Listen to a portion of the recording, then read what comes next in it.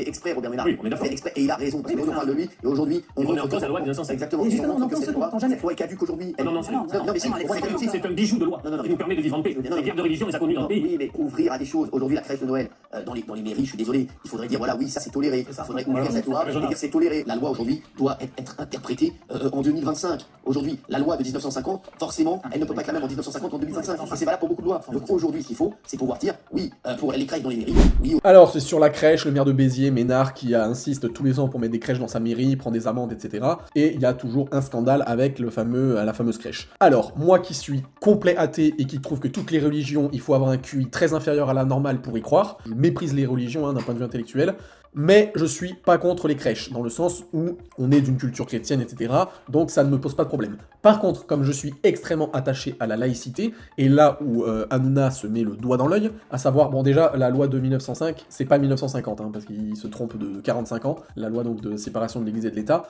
Non, elle est pas caduque, et comme le dit bien l'autre là, c'est hyper important, parce qu'en fait, tous les pays où il n'y a pas de laïcité, généralement c'est de la merde. À part s'il y a une énorme majorité de croyants dans un pays, tout ça, où là la stabilité elle est faite, mais n'empêche que les minorités religieuses, généralement, ils ont pas grand chose à dire. Et ensuite, là où il y a vraiment de grosses minorités, de grosses communautés de plusieurs religions, ça devient vite la merde. Nous, le fait d'avoir instauré la laïcité, ça permet justement de museler les religions. Donc comme j'ai dit, moi les crèches, il n'y a pas de problème, sauf qu'il y a des limites avec justement la mairie.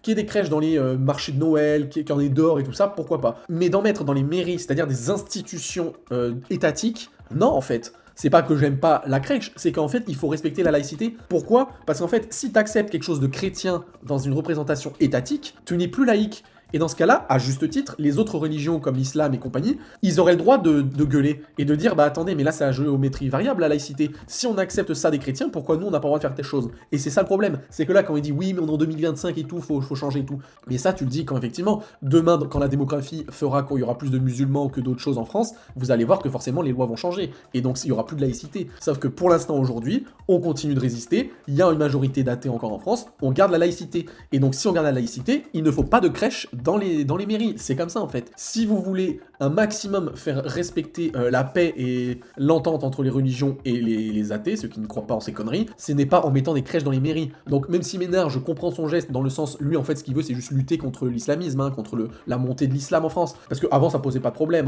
quand il n'y avait pas de musulmans en France. Mais le problème c'est qu'en faisant ça, t'es en train presque de leur donner raison à dire bah ouais mais regardez, nous on met quelque chose de religieux dans un truc étatique, mais dans ce cas-là, eux ils auront le droit de demander aussi des choses religieuses dans un truc étatique. Comme par exemple le voile.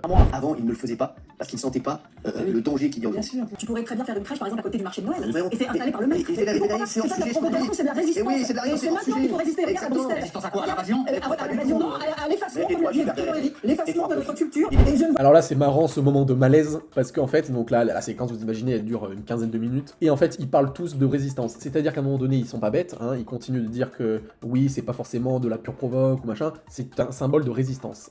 Et Gilles Verdez, il a tellement raison. De résistance à quoi en fait ? Il dit à l'invasion. Gilles Verdez qui est musulman. Et du coup, il sait très bien que quand il dit à l'invasion, il parle de l'invasion musulmane. Et il a totalement raison, et t'as Hanouna après qui fait non mais Gilles Verdez, arrêtez. En fait, ils sont tellement faux cul hypocrites sur le plateau qu'ils ont même pas les couilles de dire que c'est à cause de l'islam.